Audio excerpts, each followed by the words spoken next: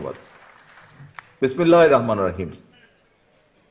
আজকের আমাদের এই সেমিনার অনুষ্ঠানের সম্মানিত সভাপতি, মঞ্চে উপস্থিত সম্মানিত স্থায়ী কমিটির সদস্য জনাব মঈন খান, উপস্থিত আমাদের মিডিয়া সেল এবং বিএনআরসির সম্মানিত নেতৃবৃন্দ ডক্টর পাভেল এবং জনাব জবিউল্লাহ সহ আমার সামনে উপস্থিত আমার ঢাকা বিভাগের বিভিন্ন পর্যায়ের মূল দল সহ আমাদের সকল অঙ্গ সহযোগী সংগঠনের বিভিন্ন পর্যায়ের নেতৃবৃন্দ, আসসালামু আলাইকুম। আজকে আমাদের বিএনপির ইতিহাসে আমি মনে করি একটি উল্লেখযোগ্য দিন। এই জন্য উল্লেখযোগ্য দিন এই জন্য উল্লেখযোগ্য দিন আপনারা যারা সামনে বসে আছেন, আজকে যারা এখানে পার্টিসিপেট করেছেন, অংশগ্রহণ করেছেন, আপনারা এই দলের সদস্য। আপনারা এমন একটি দলের সদস্য যেই দলটি অতীতে দেশের উন্নয়নের জন্য, এই দেশের মানুষের ভাগ্যের পরিবর্তনের জন্য, ভালো কিছুর জন্য কাজ করেছে। সব ক্ষেত্রে সফল হয়েছে বলবো না, অনেক ক্ষেত্রেই সফল হয়েছে। আরো হয়তো হতে পারতো, বিভিন্ন কারণে হয়নি। আমরা অনেক কিছু করেছি, সবকিছু করতে পেরেছি তা না, হয়তো আরো কিছু করতে পারতাম আমরা, তবে করাটা শেষ হয়ে যায়নি। আমরা সকলেই জানি, আমাদের বাইরেও বিভিন্ন নিরপেক্ষ ব্যক্তিরাও বিভিন্ন সময় বলছেন যে ইনশাল্লাহ আল্লাহ রহমতে বাংলাদেশে আগামী দিনে একটি নিরপেক্ষ নির্বাচন হলে আমরা যদি দলকে ঐক্যবদ্ধ, আমাদের নেতাকর্মীদের মধ্যে ঐক্য বজায় রাখতে পারি, আমরা যদি জনগণের চাওয়া অনুযায়ী আমাদের একদম গ্রামের শেষ কর্মীটি থেকে শুরু করে কেন্দ্র পর্যন্ত প্রত্যেকটি নেতা কর্মী আমরা যদি জনগণের চাওয়া অনুযায়ী চলতে পারি, ইনশাল্লাহ আগামী দিনে বিএনপি সরকার গঠন করবে। এবং বিএনপি কথাটা কি বলেছি এটা আপনাদেরকে বুঝতে হবে। আগামী দিন পর্যন্ত আমরা জনগণের চাওয়া অনুযায়ী যদি গ্রাম থেকে শুরু করে কেন্দ্র পর্যন্ত প্রতিটি মানুষ জনগণের চাওয়া অনুযায়ী যদি চলতে পারি, উঠতে পারি, বসতে পারি, কথা বলতে পারি, কার্যক্রম রাখতে পারি, তাহলেই একমাত্র সেটি সম্ভব। এবং এটা সবকিছু নির্ভর করছে আপনারা আজকে যারা উপস্থিত আছেন আপনাদের উপরে নির্ভর করছে আপনাদের নেতৃত্বে যারা এই দলের রাজনীতি করছে তাদের সকলের উপরে। সেটি মূল দল হতে পারে, সেটি শ্রমিক দল, ছাত্র দল, তাঁতি দল, যেই হোক না কেন। এখন নেতৃবৃন্দ, আজকে আপনারা এখানে আলোচনা করেছেন, আপনাদের ভিতর থেকে কিছু জিজ্ঞাসা ছিল সেগুলো জিজ্ঞাসা করেছেন। মঞ্চে উপস্থিত নেতৃবৃন্দ যারা আছেন তারা এখানে উপস্থাপন করেছেন আমাদের এই 31 দফা। এই 31 দফাটি হচ্ছে অতীতে যেভাবে আমরা 19 দফার আলোকে দেশকে পরিচালনা করেছি, সাথে আরো নতুন কিছু অ্যাড হয়েছে, ঠিক এইভাবেই 31 দফা আমরা দিয়েছি ভবিষ্যতে কিভাবে দেশ ইনশাল্লাহ আমরা পরিচালনা করতে চাই। তবে এখানে একটি বিষয় আছে, এই 31 দফাটি ছিল প্রথমে 27 দফা। পরবর্তীতে বিগত স্বৈরাচার বিরোধী আন্দোলনে আমাদের সাথে যে সকল দলগুলো যুগপৎ আন্দোলনে শরিক ছিলেন তাদের সকলের মতামতের ভিত্তিতে 31 দফা গঠিত হয়েছে। অর্থাৎ এটি শুধু বিএনপি না, গণতন্ত্রে বিশ্বাসী বাংলাদেশের যতগুলো দল আছে তাদের সকলের সম্মিলিত দেশ জাতি নিয়ে সম্মিলিত চিন্তার ফসলই হচ্ছে এই 31 দফা। এখন প্রিয় নেতৃবৃন্দ, প্রিয় সহকর্মী বৃন্দ, এই যে আমাদের 31 দফা, এই 31 দফাটি আমাদেরকে কবে আমরা দিয়েছি আপনারা নিশ্চয়ই ইদানিং খেয়াল করছেন। আমরা পত্রপত্রিকা সহ বিভিন্ন মাধ্যমে দেখছি অনেকে অনেক সংস্কারের কথা বলছে, বিভিন্ন এই করতে হবে, এই করতে হবে, সেই করতে হবে, অনেক কিছু বলছে। আহ আমাদের বিএনপির পক্ষ থেকে দেশ জাতি নিয়ে চিন্তা, আমরা 2 বছর আগে যখন কেউ এই নিয়ে চিন্তাও করেন, দেশের এই বিষয়গুলো নিয়ে চিন্তা করেনি, সেই সময় আপনাদের দল বাংলাদেশ জাতীয়তাবাদী দল 27 দফা প্রস্তাবনা দিয়েছিল জাতির সামনে।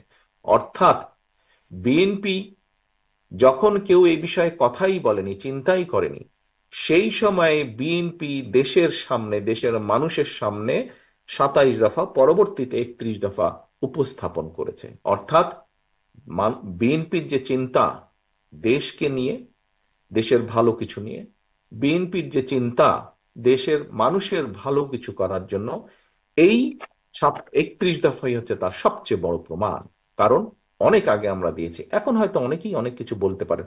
অবশ্যই যারা যেটি বলবেন, আমাদের এখানে নিচে লেখাই আছে 31 দফার মধ্যে যে, এবং আমরা বারবার বলেওছি যে 31 দফা যে শুধু 31 দফায় থাকবে, এটি যে চেঞ্জ হবে না তা না। এর ভিতরে যদি ভালো কোনো বিষয়, যদি ভালো কোনো প্রস্তাবনা আসে, অবশ্যই আমরা সেটি গ্রহণ করব। অবশ্যই সেটির আলোকে, সেটি সকলের কাছে গ্রহণযোগ্য হলে, সেটির আলোকে আমরা যদি রাষ্ট্র পরিচালনার দায়িত্বে থাকি, সেটির আলোকে অবশ্যই আমরা দেশের পলিসি গ্রহণ করব। এটি প্রস্তাব সকলের কাছে, সকল মানুষের কাছে। কেউ যদি ভালো কিছু দেন, অবশ্যই আমরা তা গ্রহণ করব। এখন প্রিয় সহকর্মীবৃন্দ, এখানে আমি জয়েন করার পরে আপনাদের সাথে এখান থেকে প্রশ্ন এসছে যে আমরা এই 31 দফা নিয়ে কতদূর কিভাবে যাব। আমার মনে হয় আপনারা এখানে আজকে যারা উপস্থিত আছেন, আপনারা সকলে পোড় খাওয়া নেতৃবৃন্দ। ক্যামেরার পেছনে যে আছেন, প্লিজ আমাকে, সামনে যে অডিয়েন্স আছে ওনাদের দিকে ফোকাসিং। G, thank you. এই 31 দফা কিন্তু আমাদেরকে মাঠে নিয়ে যেতে হবে। 31 দফা শুধু আজকে যারা আপনারা আছেন এই ঘরের ভেতরে সীমাবদ্ধ থাকলে চলবে না। এটি মানুষের জন্য, একদম প্রান্তিক লেভেলের মানুষের কথাও কম বেশি এখানে আছে।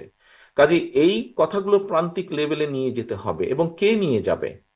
হ্যাঁ, আজকে আমরা এখানে আলোচনা করেছি, আমি মিডিয়ার ভাইদেরকে দেখতে পাচ্ছি, নিশ্চয়ই ওনারা কিছু কভার করবেন। ওনারা ওনাদের মতন করে জানাবেন যে আমরা কি আলোচনা করেছি, কি উপস্থাপন করেছি। কিন্তু দায়িত্বটা তো আপনাদের প্রত্যেকের। দায়িত্বটা আপনাদের প্রত্যেকের। এখানে সভাপতি হিসেবে একটু আগে বলেছেন, ওনাদের সাথে আমার দুদিন আগে বৈঠক হয়েছে, কথা হয়েছে, আমরা কর্মসূচি গ্রহণ করেছি, নিশ্চয়ই আপনাদেরকে জানিয়েছেন অথবা জানাবেন। এটি আজকে বিভাগীয় নেতৃবৃন্দের সাথে করেছি আমরা, জেলার নেতৃবৃন্দের সাথে করেছি আমরা, উপজেলারও থানারও নেতৃবৃন্দ এখানে আছেন। কিন্তু আপনাদেরকে আপনারা 5 জন এসছেন এখানে, 3 জন 4 জন বা 5 জন আপনারা এসছেন, কিন্তু আমাদের তো আরো শত শত হাজার হাজার নেতাকর্মী রয়ে গিয়েছে। তাদেরকে জানাতে হবে, কারণ তাদেরকে যদি আমরা না জানাতে পারি, তাহলে লক্ষ কোটি মানুষকে আমরা জানাতে পারবো না। এক কথায় যদি বলতে হয়, আপনারা, এক কথায় যদি বলতে হয় মানুষের সামনে কিভাবে নিয়ে যাবেন, মানুষের কাছে এটিকে কিভাবে আপনারা নিয়ে যাবেন, তাহলে বলতে হবে আমরা জনসভা করে মানুষকে এটি বলবো না, বরং আমরা ছোট ছোট ছোট ছোট উঠান বৈঠক করব। গ্রামে গ্রামে করব, ইউনিয়নে ইউনিয়নে করব, ছোট ছোট উঠান বৈঠক। এক কথায় যদি বলতে হয়, আপনাদেরকে সেই প্রস্তুতি নিতে হবে। আপনাদেরকে উঠান বৈঠক বলতে যেই কালচারটি আমাদের রাজনীতিতে আছে, আমাদের দলের নেতাকর্মীরা বিভিন্ন পর্যায়ে বিভিন্ন সময় করে থাকেন, সেই উঠান বৈঠকের প্রস্তুতি নিতে হবে। মূল দলের নেতৃত্বে অঙ্গ সহযোগী সংগঠন সকলে মিলে ভাগ হয়ে টিম টিম করে আপনাদেরকে যেতে হবে। এখানে একটু আগে একটি কার্টুনের মধ্যে করে সকল জেলার নেতৃবৃন্দের কাছে সিম্বলিক ভাবে উপস্থাপন করা, গিফট আকারে দেওয়া হয়েছে কার্টুন। সেখানে আমরা কেন্দ্র থেকে লিফলেট এবং ছোট বইগুলো সেখানে দিয়েছি। তবে এটি যথেষ্ট নয়। আপনাদের কাছে আমার অনুরোধ থাকবে, বিভাগীয় নেতৃবৃন্দ, জেলার নেতৃবৃন্দ, উপজেলার নেতৃবৃন্দ, পৌরসভার নেতৃবৃন্দ, আপনাদের কাছে আমার অনুরোধ থাকবে যে আপনাদেরকে আমরা কিছুটা দিব, সবটা আমরা দিতে পারবো না, আপনাদেরকেও কিছুটা কন্ট্রিবিউট করতে হবে। আরো যেগুলো লাগবে দয়া করে আপনারা সেগুলো প্রিন্ট করে নেবেন। তবে প্রিন্ট করতে গেলে স্বাভাবিক কিছু ভুল হতে পারে, ভুলটি যাতে না হয় সেই জন্য আমরা বিভাগীয় নেতৃবৃন্দের কাছে আমরা ওটা সফট কপিটা দিয়ে দেবো, যাতে সহজেই কোনো ভুল ত্রুটি ছাড়াই আপনারা প্রেস থেকে ওটা প্রিন্ট করে নিতে পারবেন। এখন প্রিয় সহকর্মী বৃন্দ, এখানে অনেকগুলো প্রশ্ন এসছে। আহ আপার হাউসে যারা আছে, খুব সম্ভব ওখান থেকে আমাদের তিতুমির কলেজের বোধহয় একজন ছাত্র, সে তার একটা কথা বলেছিল। তার কথার সাথে কম বেশি কিছুটা আমি একমত। দুদিন আগে আমরা যখন ফর্মালি রিলঞ্চ করেছিলাম এই 31 দফাটিকে ঢাকার একটি হোটেলে, সেখানে আমি একটি কথা বলেছিলাম। কথাটি ছিল যে জনগণের রাজনৈতিক এবং অর্থনৈতিক মুক্তি যদি না হয়, জনগণের রাজনৈতিক এবং অর্থনৈতিক মুক্তি দুটোই দরকার, তাহলে যেই সংস্কারই করি, যাই করি আমরা, কোনোটিই কাজে লাগবে না। অর্থাৎ রাজনৈতিক মুক্তি কি? রাজনীতির ভাষায় যদি রাজনৈতিক মুক্তি বলি, তাহলে হচ্ছে অ্যাকাউন্টেবিলিটি বা জবাবদিহিতা তৈরি করতে হবে।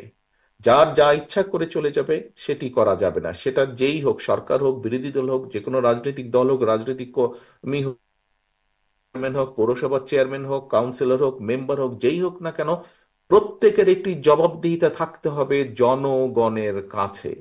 জনগণ যখন জানতে চাইবে কেন এই জিনিসটা হলো, কেন এই জিনিসটা হলো না, কেন এটা করলে, কেন এটা করলো না, জবাবদিহিতা দিতে হবে, জবাব দিতে হবে সবাইকে। এবং এটি যদি নিশ্চিত করতে হয়, অবশ্যই দেশে ভোটের অধিকারকে প্রতিষ্ঠিত করতে হবে। পৃথিবীর যে কোনো গণতান্ত্রিক দেশে, যে কোনো গণতান্ত্রিক সভ্য দেশে ভোটের মাধ্যমেই জবাবদিহিতা তৈরি হয়।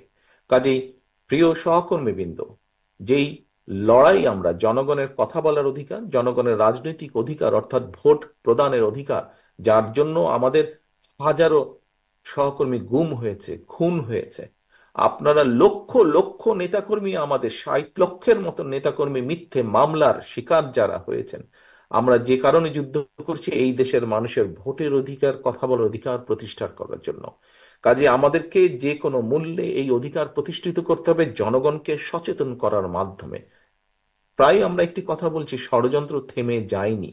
আপনারা নিশ্চয়ই গত কয়েকদিনের পত্রপত্রিকায় বিভিন্ন খবর টবর থেকে আপনারা, রাজনৈতিক নেতৃবৃন্দ, আপনারা আপনারা পোড় খাওয়া প্রত্যেকটি মানুষ, কাজে আপনারা নিশ্চয়ই বুঝতে সক্ষম হচ্ছেন যে কোথাও কিছু একটা ষড়যন্ত্র চলছে। কাজে প্রিয় সহকর্মীবৃন্দ, জনগণকে সচেতন করতে হবে, জনগণকে সাথে রাখতে হবে, জনগণের সাথে থাকতে হবে, এবং একই সাথে আমাদের যে লক্ষ্য উদ্দেশ্য জনগণকে নিয়ে, দেশকে নিয়ে, সেই 31 দফার প্রত্যেকটি কথা জনগণের কাছে পৌঁছে দিতে হবে আমাদেরকে। এখন প্রিয় এখন প্রিয় সহকর্মীবৃন্দ, কিভাবে পৌঁছে দিবেন আমি আপনাদের সামনে তুলে ধরেছি একটু আগেই। কাজেই আমাদেরকে জনগণের ভোটের অধিকার যেমন প্রতিষ্ঠিত করতে হবে, ভোটের অধিকার প্রতিষ্ঠিত করলেই কিন্তু জনগণ তখন জবাব চেতে শুরু করবে। অর্থাৎ একজন ব্যক্তি নির্বাচিত হবে, তার যখন ভয় থাকবে, সে যেই পর্যায়ে হোক না কেন, গ্রামের মেম্বার হোক, ইউনিয়ন পরিষদের চেয়ারম্যান হোক, উপজেলার চেয়ারম্যান হোক, জেলা পৌরসভার চেয়ারম্যান হোক, কাউন্সিলর হোক, সংসদ সদস্য হোক, মন্ত্রী হোক, প্রধানমন্ত্রী হোক, যেই হোক না কেন, যখন সে জানবে যে জনগণের কাছে আমাকে ফিরে যেতে হবে, সেটি ভোটের জন্য হোক, জবাবদিহিতার জন্য হোক, যেটাই হোক, তখন কিন্তু সে চিন্তা করবে দুবার। কোনো একটি কাজ করার জন্য সে দুবার চিন্তা করবে। প্রিয় সহকর্মী, আমাদেরকে যে কোনো মূল্যে জনগণের এই অধিকার, জনগণের কাছে জবাবদিহি করার এই বিষয়টি আমাদেরকে নিশ্চিত করতে হবে। একটি দেশের রাজনীতি যদি রুগ্ন হয়, সেই দেশের অর্থনীতি রুগ্ন হতে বাধ্য। এবং সেই দেশের অর্থনীতি যদি রুগ্ন হয়, রাজনীতি যদি রুগ্ন হয়, তাহলে সেই দেশের শিক্ষা, সেই দেশের স্বাস্থ্য, সেই দেশের বিচার ব্যবস্থা, সেই দেশের প্রশাসন সবকিছু রুগ্ন হয়ে যাবে। মানুষ কোনো সুফল কোনোভাবেই পাবে না। কাজেই প্রথম কাজ হচ্ছে আমাদের দেশের মানুষের রাজনৈতিক অধিকারকে প্রতিষ্ঠিত করা, জবাবদিহিতাকে প্রতিষ্ঠিত করা। সিম্পল ব্যাপার। সন্ধ্যার পরে ছেলে মেয়ে দেরি করে ফিরলে বাপ মার কাছে জবাব দিতে হয়। যদি জবাব দিতে না হতো, তাহলে পরিবারের চিত্র কেমন হতো দেখুন তো। দুঃখজনক হলেও সত্য, কোনো কোনো ক্ষেত্রে হয় কিছু কিছু, কিন্তু সেই পরিবারগুলোর কি অবস্থা দেখুন।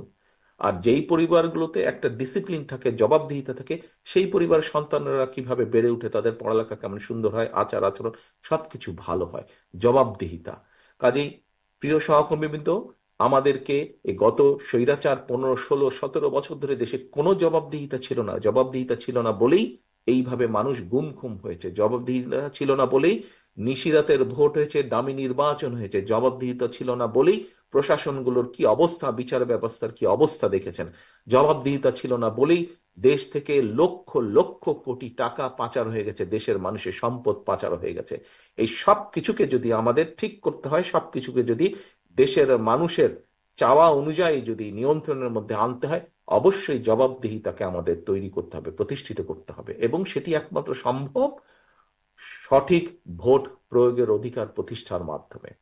এরপর প্রিয় সহকর্মীবৃন্দ, সেই তিতুমির কলেজের আমার ছোট ভাইয়ের বক্তব্য অনুযায়ী সে যে বলেছে যে তারা আলোচনা করছে যে, দেখুন যেই কথাটি আমি বলেছিলাম দুদিন আগে, যে আমরা যাই করি না কেন, দেশের মানুষের রাজনৈতিক এবং অর্থনৈতিক অধিকার যদি আমরা প্রতিষ্ঠিত করতে না পারি, কোনো সংস্কার কাজে লাগবে না। ওরা কয়েকজন যারা গ্রুপ স্টাডি করে, ওরাও কিন্তু তাই বলেছে যে এত সংস্কার টংস্কার হচ্ছে কি হবে। একজন বন্ধু পাঠ করে বলে বসেছে, কিছুই হবে না। এটাই আসল কথা, এটাই মানুষের জবাবদিহিতা প্রতিষ্ঠিত করতে হবে, মানুষের অর্থনৈতিক মুক্তি দিতে হবে। এখন এখানে অনেকগুলো বিষয় আছে, অর্থনৈতিক মুক্তি, শিক্ষার বিষয় আসছে। 31 দফা আপনাদের সামনে আছে। আপনারা বিভিন্ন জন আপনাদের কিছু কিছু মতামত দিয়েছেন, আমি শুনছিলাম। এখানে আমারও দু একটি চিন্তা আপনাদের সাথে আমি শেয়ার করতে চাই। আহ প্রিয় সহকর্মীবৃন্দ, ভোটের বিষয়টি বা রাজনৈতিক অধিকারের বিষয়টি যেভাবে বলেছি, আমি মনে করি আমাদের দেশকে যদি আমরা যেমন চিন্তা করি, কল্পনা করি, আশা করি, আকাঙ্ক্ষা সেরকম যদি পরিবর্তন করতে হয়, আমি মনে করি যে আমার ব্যক্তিগত চিন্তা, আমি মনে করি যে আমাদের প্রথম এখানে একটি প্রশ্ন হচ্ছে যে শিক্ষাক্ষেত্রে 5% কেন হবে, তা বেশি হবে না কেন? জবিল্লা সাহেব এখানে উত্তর দিয়েছেন, উনি বলেছেন কমপক্ষে ন্যূনতম 5%। আমি সম্পূর্ণভাবে একমত। আমাদেরকে যে কোনো মূল্যে শিক্ষার উপরে জোর দিতে হবে, শিক্ষা শিক্ষা শিক্ষা। এবং তার ভিতরে তার ভিতরে আমি মনে করি প্রাইমারি শিক্ষার উপরে আমাদেরকে সবচাইতে বেশি জোর দিতে হবে। প্রাইমারি শিক্ষকদের উপরে আমাদের জোর দিতে হবে। কেউ কিছু মনে করবেন না, একটি প্রচলন মনে হয় দেশের মধ্যে আছে, গ্রাম অঞ্চলে বলি, শহর অঞ্চলে বলি, যেখানে বলি, আমাদের মধ্যে একটি ধারণা আছে পরিবারের যেই ছেলেটি একটু বেকার, যেই ছেলেটি অত ভালো স্টুডেন্ট না, আচ্ছা ঠিক আছে, ওই যে প্রাইমারি স্কুলের শিক্ষক নিচ্ছে, ওখানে চাকরির ব্যবস্থা একটা করে দাও। এরকম একটি পারসেপশন বা এরকম একটি প্র্যাকটিস আছে বাংলাদেশে।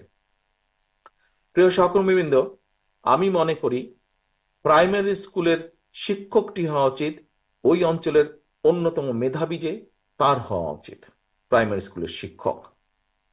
কারণ আজকে যদি প্রাইমারি স্কুলের শিক্ষক একজন মেধাবী ছাত্র বা ছাত্রী হয়ে থাকেন, অর্থাৎ ব্যক্তি হয়ে থাকেন প্রাইমারি স্কুলের শিক্ষক, তাহলে আগামী দিনের যে ভবিষ্যৎ আমাদের সন্তানেরা শুধু পুঁথিগত বিদ্যা না, পুঁথিগত বিদ্যার পাশাপাশি অর্থাৎ একাডেমিক এডুকেশনের পাশেও মৌলিক মূল্যবোধ, যে এই বিষয়টিকে নিয়ে আসতে হবে, এই বিষয়টিকে আমাদের ছোট ছোট শিশুদের মধ্যে দিতে হবে, মৌলিক মূল্যবোধ। অনেক ক্ষেত্রেই সমাজের মধ্যে মৌলিক মূল্যবোধের অবক্ষয় ঘটেছে। কাজে আমরা যেই দুর্নীতির কথা বলছি, এই দুর্নীতিকে যদি নির্মূল করতে হয়, এই দুর্নীতিকে যদি কমিয়ে নিয়ে আসতে হয়, দুদুক টুদুক যেগুলো আছে সেগুলা তাদের মতন কাজ করবে, কিন্তু দুর্নীতিকে যদি, অ্যাকচুয়ালি যে দুর্নীতি খারাপ, দুর্নীতি থেকে দূরে থাকা উচিত, এইটি যদি করতে হয় সমাজে, তাহলে অবশ্যই সেই প্রাইমারি স্কুল থেকে শুরু করা উচিত। প্রাইমারি শিক্ষকদের উপরে ইনভেস্ট করা উচিত। এই ক্ষেত্রে বাজেট এর বরাদ্দ শুধু স্কুল তৈরি করলে হবে না, ওই বিল্ডিং তৈরি করলে হবে না, ইনফ্রাস্ট্রাকচারে না, প্রাইমারি শিক্ষকদের কোয়ালিটি ইমপ্রুভ করার জন্য, তাদেরকে সেই কমফোর্টটা দেওয়ার জন্য। কারণ তাকে যদি চিন্তার মধ্যে থাকতে হয় যে কোন রকমের ক্লাসটা শেষ করে তাড়াতাড়ি তার ছোট দোকানটাতে গিয়ে বসবে, কারণ না হলে সংসার চলবে না, অথবা খেতে গিয়ে কাজ করতে হবে, তাহলে হবে না। কাজে তাকে আমার সেই কমফোর্টটা দিতে হবে, যাতে সে তার ক্লাস শেষ হয়ে যাওয়ার পরে, আমরা শুনতাম যখন ছোটবেলায় ছিলাম তখন নানা নানা দাদের কাছে গল্প শুনতাম যে ওনারা যখন ছোট ছিলেন, শিক্ষকরা শিক্ষকরা তখন তখন তো গ্রামের সংখ্যা বেশি, শিক্ষকরা বলে সন্ধ্যার পরে বা বিকেলের পরে বলে ভালো ছাত্র যারা তাদের বাসায় যেতেন শিক্ষকরা, এবং গিয়ে গিয়ে খোঁজ করতেন ছেলেটা পড়ছে কিনা, কোনো সমস্যা হচ্ছে কিনা। প্রিয় সহকর্মীবৃন্দ, জানি না সেরকম করা সম্ভব হবে কিনা একদিন বাংলাদেশে, যে প্রাইমারি শিক্ষকরা স্কুলের পরেও গিয়ে ভালো স্টুডেন্ট বা কম বেশি সব স্টুডেন্টের ব্যক্তিগতভাবে খোঁজ খবর করবেন। যদি সেটিকে নিশ্চিত করতে হয়, এরকম একটি পরিবেশ যদি তৈরি করতে হয়, এটি আমার সম্পূর্ণ চিন্তা আপনাদের সাথে শেয়ার করলাম। যে শিক্ষা আমাদেরকে, প্রাইমারি শিক্ষা, পরের যে শিক্ষাগুলো আছে সেগুলোকে অবশ্যই আমরা ডেভেলপ করব, কিন্তু আমাদেরকে অবশ্যই প্রাইমারির উপরে জোর দিতে হবে। প্রাইমারি শিক্ষা, শিক্ষক, স্টুডেন্ট সবকিছুর উপর জোর দিতে হবে। তাদের শিক্ষার কোয়ালিটি, তাদের কমফোর্ট দিতে হবে শিক্ষকদেরকে, যে তাকে যেন চিন্তা করতে না হয় যে তার এই ক্লাসটি শেষ করে দৌড় দিয়ে গিয়ে দোকানে বসতে হবে অথবা খেতে যেতে হবে, কাজ করতে। এই বিষয় থেকে সরিয়ে নিয়ে এসে সম্পূর্ণভাবে যাতে সে মনোনিবেশ করতে পারে শিক্ষার উপরে, তার ছাত্রছাত্রীদের পিছনে। এটি গেল একটি, খুব সংক্ষেপে আপনাদের সামনে তুলে ধরলাম। আরেকটি আমি মনে করি, ব্যক্তিগতভাবে আমি বিশ্বাস করি, যে যদি একটি হেলদি নেশন না থাকে, তাহলে আমাদের জন্য সামনে এগোনো কষ্টকর, কঠিন হবে। সেজন্যই আমি মনে করি শিক্ষার পাশাপাশি আমাদেরকে দেশের জনগণের স্বাস্থ্যের প্রতি নজর দিতে হবে। যে কোনো মূল্যে যেভাবে স্বাস্থ্যের উপরে নজর দিতে হবে। প্রিয় সহকর্মীবৃন্দ, আমরা আমাদের 31 দফার মধ্যে বলেছি যে যুক্তরাজ্যের এনএইচএস এর আদলে আমরা স্বাস্থ্য ব্যবস্থাকে সাজাতে চাই। ইয়েস, আমরা চাই দেশের মানুষকে, সকল পর্যায়ের মানুষকে, বিশেষ করে প্রান্তিক পর্যায়ের মানুষকে স্বাস্থ্য সুবিধা পৌঁছে দিতে। তবে আমাদেরকে এই বাস্তবতাও বিবেচনা করতে হবে, যুক্তরাজ্যের মতন একটি দেশও কিন্তু এনএচএস কে চালাতে গিয়ে প্রায় হিমশিম খায়। এখানে খবরের পত্রিকায় যা আসে, আমাদের দেশের এখানে জনসংখ্যা হচ্ছে 7 কোটি। আমাদের জনসংখ্যা আমার কাছে মনে হয় কোনোভাবেই 20 কোটির কম নয় এই মুহূর্তে। 20 কোটি জনসংখ্যার একটি দেশে প্রত্যেকের দোরগোড়ায় স্বাস্থ্যসেবা পৌঁছে দিতে হলে বিশাল বাজেটের প্রয়োজন। আমরা যদি দুর্নীতিকে একটি কমিয়ে নিয়ে আসতে পারি, দুর্নীতিকে যদি আমরা নিয়ন্ত্রণ করতে পারি, সেক্ষেত্রে আমরা অনেক অর্থের সাশ্রয় করতে পারবো, যেগুলো আমরা শিক্ষা, যেগুলো আমরা স্বাস্থ্যের পিছনে ব্যয় করব। তারপরেও একটি বিশাল এটি সেক্টর এখানে।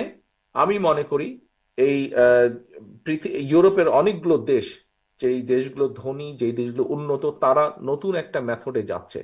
এখানে ডক্টর পাভেল সাহেব আছে, উনি প্রায় আসেন এখানে পড়াতে, পরীক্ষা নিতে আসেন উনি ম্যানচেস্টারে, জানেন ব্যাপারটা ওয়াকিফল, আরো অনেকেই জানেন কম বেশি। এরা প্রিভেনশনের উপরে দিচ্ছে, অর্থাৎ মানুষকে সচেতন করা যে তুমি এইভাবে খেলে, এইভাবে চললে অসুস্থ হবে না তুমি। এখানে বেশ কিছু মুরব্বী নেতৃবৃন্দ আছেন, আপনাদের নিশ্চয়ই খেয়াল আছে, শহীদ জিয়ার সময় পল্লী চিকিৎসক ছিল। পল্লী চিকিৎসকরা গ্রামে গিয়ে গিয়ে মানুষকে সচেতন করতে সাহায্য করতে, সহযোগিতা করত। প্রিয় সহকর্মীবৃন্দ, আমাদেরকে জোর দিতে হবে, আমি মনে করি আমাদেরকে শহীদ জিয়ার সেই প্রকল্পটি হয়তোবা আবারও চালু করতে হবে। পল্লী চিকিৎসক প্রত্যেকটি গ্রামের জন্য আমাদেরকে পল্লী চিকিৎসক চালু করতে হবে এই প্রকল্পটি, যাতে আমরা মানুষকে, তাদেরকে যেরকম আমরা ট্রেনিং দিব, ট্রেনিং দিয়ে মানুষের দোরগোড়ায় পাঠাবো, পরিবারগুলো দোরগোড়ায় পাঠাবো যে এভাবে পানি ফুটিয়ে খেতে হবে, এভাবে খেতে হবে, এভাবে চলতে হবে, তাহলে এই চিকিৎসা, এই অসুখ থেকে আমরা নিজেদেরকে দূরে রাখতে পারবো। তাহলে আমরা দেশের মানুষের স্বাস্থ্য অনেকাংশে নিশ্চিত করতে সক্ষম হব। অর্থাৎ আমি যদি মানুষকে অসুস্থ হওয়া থেকে দূরে রাখতে পারি, তাহলেও কিন্তু আমরা যে এনএইচএস এর কথা বলছি সেখানে চাপ অনেক কমে আসবে, এবং আমরা কেউ যদি অসুস্থ হয় তখন তাকে আমরা বেটার ভাবে চিকিৎসা দিতে পারবো। প্রিয় সহকর্মীবৃন্দ, এখানে অনেকগুলো বিষয় আছে। বেকারদের কর্মসংস্থানের একটি কথা এসছে, যেটি খুবই গুরুত্বপূর্ণ। এই মুহূর্তে 1 কোটির উপরে শিক্ষিত বলেন, অল্প শিক্ষিত, অর্ধশিক্ষিত মানুষ আছে যারা বেকার। আমরা আমাদের 31 দফার মধ্যে একটি কথা উল্লেখ করেছি যে শিক্ষিত বেকার যারা আছে তাদেরকে আমরা 1 বছর পর্যন্ত একটি কমফোর্ট দিব, 1 বছর পর্যন্ত একটি ভাতার ব্যবস্থা করব, অথবা তার তার কর্মসংস্থান হবে। 1 বছরের মধ্যে আমরা এটি করব। বাট একটি প্রশ্ন এসে, যারা শিক্ষিত না বা অর্ধ বা অল্প শিক্ষিত, এখানে আমরা অনেকগুলো পরিকল্পনা আমাদের মাথায় আছে। বিশ্ব পরিবর্তনশীল। প্রিয় সহকর্মীবৃন্দ, আমাদের প্রায় 1 কোটির উপরে দেশের মানুষ প্রবাসে আছেন, যারা বিভিন্ন জায়গায় কাজ করছেন। অধিকাংশ মধ্যপ্রাচ্যে আছেন। এর মধ্যে আমাদের স্কিল্ড মানুষের সংখ্যা কম, অর্থাৎ স্কিল ওয়ার্কার বলতে যা বোঝে কম, অধিকাংশই আনস্কিল্ড। আমাদের প্রায় 20 কোটি মানুষ বলেছি আমি। সহকর্মীবৃন্দ, আহ, আমি ব্যক্তিগতভাবে মনে করি, এবং আমাদের এখানেও আছে, আমরা ভোকেশনাল ডিপ্লোমা, এই জিনিসগুলোর যদি উপরে আমরা জোর দিতে পারি। যেমন উদাহরণস্বরূপ আপনাদেরকে আমি একটি উদাহরণ দিয়ে বোঝাতে চাইছি। ঢাকা শহরে যদি আমাদের প্রায় 5 লক্ষের মতন রিক্সা চালক থাকে, আমরা যদি এই রিক্সা চালক যারা আছেন এনাদেরকে যদি আমরা একটি রেজিস্ট্রির মধ্যে নিতে পারি, লিস্টের মধ্যে নিয়ে আসতে পারি, তারপরে আমরা, আমাদের একটি চিন্তার মধ্যে আছে যে পৃথিবীর বিভিন্ন দেশে যেখানে মানুষ যায়, আমরা আমাদের এম্বাসিগুলোকে দায়িত্ব দিব যে তারা একটা অ্যাসেস করবে, তারা একটা রিপোর্ট তৈরি করবে যে পৃথিবীর কোন কোন দেশে কি কি ধরনের শ্রমিক যেতে পারে আগামী 5 বছর বা 7 বছর, কোন কোন শ্রমিকের সম্ভাবনা আছে, কোন কোন সেক্টরের শ্রমিকের সম্ভাবনা আছে, স্কিল, সেমি স্কিল, এভাবে ভাগ করে। এবং সেই রিপোর্টের উপরে বেস করে আমরা আমাদের শিক্ষিত, অল্প শিক্ষিত, অর্ধশিক্ষিত, এই ধরনের মানুষকে ক্যাটেগরাইজ করে আমরা বিভিন্ন বিষয়ের উপরে ট্রেনিং দিব, ভাষা শিক্ষা সহ। ভাষা শিক্ষা সহ আমরা ট্রেনিং দেব, যাতে করে পরবর্তীতে এই মানুষগুলো খুব সহজেই বিভিন্ন দেশে কাজের সংস্থান করে নিতে সক্ষম হন। এরকম আরো বিষয় কিছুগুলো চিন্তা আছে। আপনারা সকাল থেকে এখানে আছেন, অনেকক্ষণ হয়ে গেছে, প্রায় 8-9 ঘন্টা হয়ে গেছে আপনারা এখানে আছেন, সেই জন্য আর লম্বা করবো না, মাগরিবের টাইম হয়ে গিয়েছে, পার হয়ে যাচ্ছে মাগরিবের টাইম। নেতৃবৃন্দ, বিষয় একটাই, আমরা দেশকে, দেশের মানুষকে সাথে নিয়ে আমরা দেশের জন্য ভালো কিছু করতে চাই। আমরা অতীতে করেছি, প্রথমেই যেই কথাটি বলেছি, বিএনপি এমন একটি দল যারা দেশ পরিচালনা করেছে, বিএনপি দল যারা দেশকে খাদ্যে স্বয়ংসম্পূর্ণ করেছে, বিএনপি এমন একটি দল যারা যখন দেশ পরিচালনা ছিল তারা এই দেশকে শিল্পে পরিণত করেছে। আচ্ছা, বেকারদের কর্মসংস্থানের ব্যাপারে একটি আছে, এখানে আমাদের অনেক তরুণ এখন ফ্রিল্যান্সিং এর কাজ করছে, বিশেষ করে কম্পিউটারের মধ্যে বিভিন্ন সফটওয়্যার থেকে শুরু করে বিভিন্ন বিষয়ে কাজ করছেন। তাদের পেমেন্টের বিষয়ে একটি সমস্যা হয়, বিদেশ থেকে যে পেমেন্টগুলো তারা পান পেপ্যালের ব্যাপারে সমস্যা হয়। আমরা যে কোনো ভাবেই আমরা চেষ্টা করব এই পেপ্যালের বিষয়টি সমস্যার সমাধান করতে। আমরা পেপ্যালের অনুমোদনের বিষয়টি চেষ্টা করব। অবশ্যই এটি আমাদের এক অন্যতম একটি প্রায়োরিটি থাকবে, যে পেপ্যালের সমস্যার সমাধান করা। এবং আহ, আপনার সফটওয়্যারের ক্ষেত্রে বা বিভিন্ন এই কম্পিউটারের ক্ষেত্রে, এই কম্পিউটার সায়েন্সের ক্ষেত্রে বিভিন্ন ব্যাপারে কতগুলো আউটসোর্সিং এর বিষয় আছে। আমরা চেষ্টা করব সরকারের পক্ষ থেকে পলিসি গ্রহণ করতে, যে আউটসোর্সিং এ যারা কাজ করেন এবং অধিক সংখ্যক মানুষ যাতে আউটসোর্সিং এ কাজ করতে পারেন, সেই ব্যাপারটিকে আমরা সরকারিভাবে এনকারেজ করার চেষ্টা করব। এটি আরেকটি উপায় আমাদের বেকার সমস্যা, বিশেষ করে এখানে খুব শিক্ষিত হওয়ার প্রয়োজন নেই, অল্প বা অর্ধে শিক্ষিত কম বেশি যারা আছেন, এরকম অনেক তরুণী যুবকরা এইভাবে নিজের কাজের সংস্থান করতে সক্ষম হবেন বলে আমি দৃঢ়ভাবে বিশ্বাস করি। এখন প্রিয় সহকর্মীবৃন্দ, যেই কথাটি বলছিলাম, যে আমরা এমন একটি দল, যেই দলটি দেশ পরিচালনা করেছে। হয়তো আমরা অনেক কিছু করতে পারিনি, আবার অনেক কিছু করেছি, কিন্তু আমরা খাদ্যে আমরা বাংলাদেশে স্বয়ংসম্পূর্ণ করেছি। ইন্ডাস্ট্রির যে যুগ বাংলাদেশে, সেটি বিএনপির সময় সূচিত হয়েছে। অনেকবার আমরা বলেছি, আজও বলতে চাইছি, বাংলাদেশ যেটি নিয়ে গর্ব করে গার্মেন্ট শিল্প, এই গার্মেন্ট শিল্প শহীদ জিয়ার সময় সূচনা হয়েছিল। গার্মেন্ট শিল্পের সূচনা, গার্মেন্ট শিল্পের যে বন্ডেড ওয়্যারহাউস বলেন, এই সুযোগ সুবিধাগুলো তৈরি করা হয়েছিল শহীদ জিয়ার সময়, সেই সময়। কিন্তু আজ পর্যন্ত এই গার্মেন্টস বলেন আর রেমিটেন্স বলেন, এর বাইরে বড় আর কোনো সেক্টর তৈরি হয়নি। সামনে আমাদের সম্ভাবনা আছে, সামনে আমাদের অনেক সম্ভাবনা আছে নতুন সেক্টর তৈরি করার। আমরা সেগুলো নিয়ে কাজ করছি ইনশাল্লাহ। আমি মনে করি, আমি দৃঢ়ভাবে বিশ্বাস করি, কত দ্রুত পারবো না, তবে ইনশাল্লাহ বিএনপি সুযোগ পেলে অবশ্যই আমরা অনেকাংশে কতগুলো সমস্যা কমিয়ে আনতে সক্ষম হব। তবে বাস্তব বিবেচনায় আমাদেরকে অবশ্যই মাথায় এটি রাখতে হবে যে আমরা রাতারাতি সবকিছু করে ফেলতে পারবো না, আপনি আমি করতে পারবো না। দেশটি আমাদের সবার, আমাদের সকলকে মিলে কাজ করতে হবে। আমরা যদি প্রত্যেকের অবস্থান থেকে একটু একটু করে এগিয়ে আসি, আমরা যদি প্রত্যেকের অবস্থান থেকে একটু সহনশীল হই, আমরা যদি প্রত্যেকের অবস্থান থেকে একটু করে চেষ্টা করি, ইনশাল্লাহ আমরা ভালো কিছু করতে সক্ষম হব। প্রিয় সহকর্মীবৃন্দ, আজকে আমাদের একদম শুরুতে বলেছি, একটি আমাদের গুরুত্বপূর্ণ দিন, বিএনপির ইতিহাসে উল্লেখযোগ্য দিন। আপনারা এখানে এসছেন, আজকে আপনারা যা শিখেছেন, আজকে আপনারা যা জেনেছেন, দেশ নিয়ে, দেশের মানুষকে নিয়ে যা আমরা করতে চাই, আপনাদের কাছে আমার অনুরোধ, এটি এই ঘরের মধ্যে রাখবেন না, এটিকে পথে প্রান্তরে প্রান্তিক মানুষের কাছ পর্যন্ত ছড়িয়ে দিতে হবে। আপনার অধীনে প্রত্যেকটি নেতা, প্রত্যেকটি কর্মীকে 31 দফার মাধ্যমে মানুষের কাছে পাঠিয়ে দিন, মানুষের কাছে বোঝান, মানুষকে বলুন যে মানুষকে নিয়ে আমরা এইভাবে দেশ গড়তে চাই।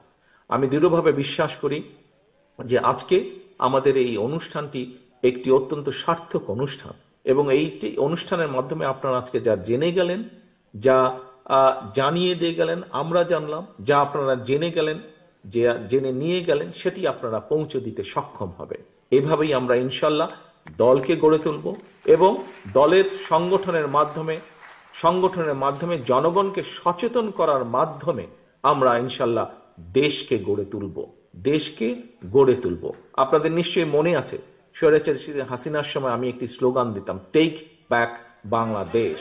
প্রিয় সহকর্মীবৃন্দ, টেক ব্যাক বাংলাদেশের অর্থ হচ্ছে মানুষের রাজনৈতিক অধিকারকে ফিরিয়ে আনা, মানুষের অর্থনৈতিক অধিকারকে প্রতিষ্ঠিত করা শক্ত ভিত্তির উপরে। প্রিয় সহকর্মীবৃন্দ, সকলে ভালো থাকবেন, সকলে সুস্থ থাকবেন ইনশাআল্লাহ। পরিশেষে আপনাদের সকলের কাছে আমার একটি অনুরোধ, আপনাদের সহকর্মী হিসাবে আপনাদের কাছে এটি আমার অনুরোধ, আপনাদের নেতা হিসাবে আপনাদের প্রতি এটি আমার নির্দেশ। আজকের পর থেকে দয়া করে আমার নাম যখন কেউ বলবেন, কেউ দেশ নায়ক, রাষ্ট্রনায়ক, এই কথাগুলো দয়া করে কেউ ব্যবহার করবেন না আমার নামের সাথে। আমার নামের সাথে আজকের পর থেকে কেউ দেশনায়ক রাষ্ট্রনায়ক কথাটি ব্যবহার করবেন না। একজন সহকর্মী হিসেবে আপনাদের কাছে এটি আমার একান্ত অনুরোধ, আপনাদের নেতা হিসেবে এটি আমার আপনাদের প্রতি নির্দেশ। সকলে ভালো থাকবেন, সুস্থ থাকবেন। আল্লাহ হাফেজ। বাংলাদেশ জিন্দাবাদ, বাংলাদেশ জাতীয়তাবাদী দল জিন্দাবাদ।